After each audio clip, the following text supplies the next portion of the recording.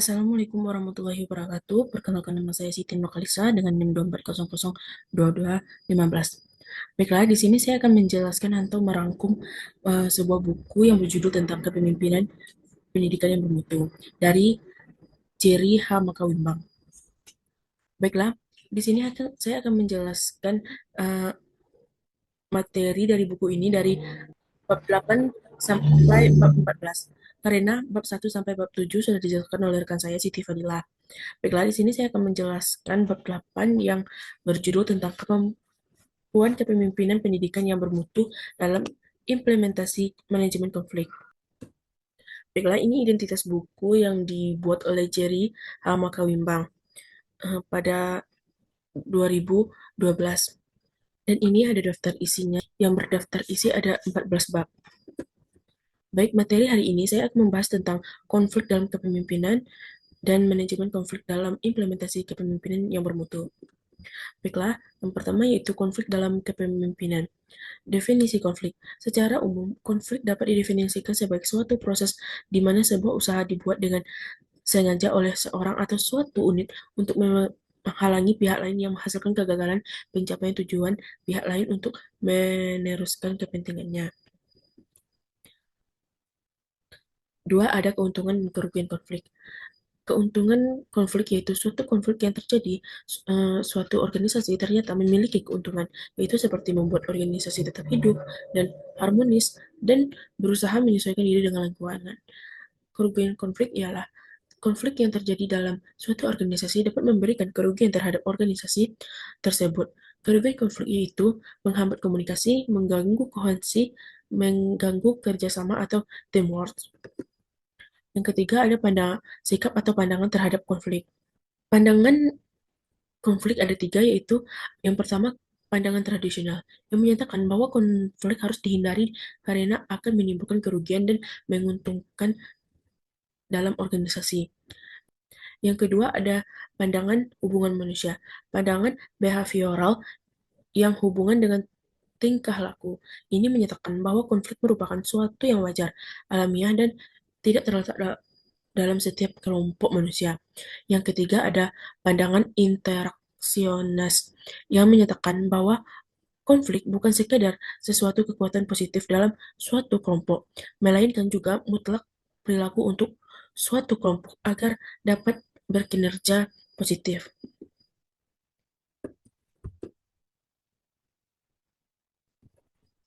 Keempat, ada sumber dan faktor terjadinya konflik.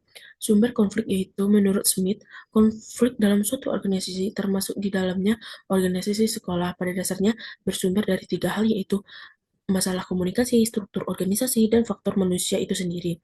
Selanjutnya ada faktor-faktor terjadinya konflik.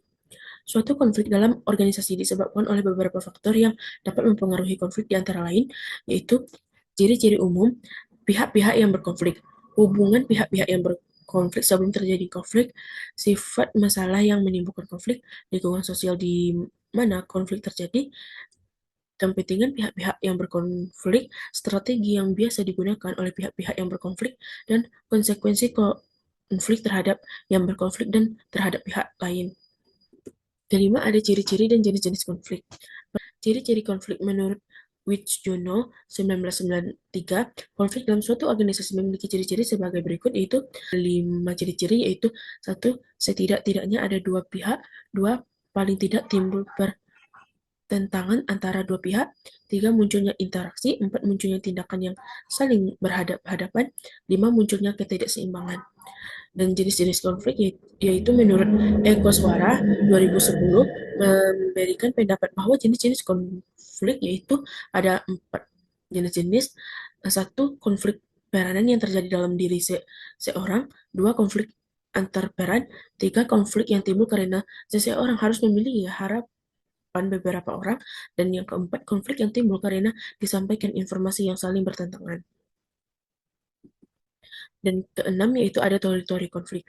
Teori-teori konflik ini terbagi menjadi 6 teori, yaitu yang pertama teori hubungan masyarakat, ketiga teori negosiasi, keempat teori identitas, dan kelima teori kesalahpahaman antara budaya, dan yang terakhir teori transformasi konflik. Dan materi selanjutnya ada manajemen konflik dalam implementasi kepemimpinan yang bermutu. Yang pertama ada definisi manajemen konflik. Manajemen konflik menurut Sabarandi 2001 merupakan suatu usaha yang bertugas konflik konflik hingga terjadi pencapaian prestasi organisasi secara optimal.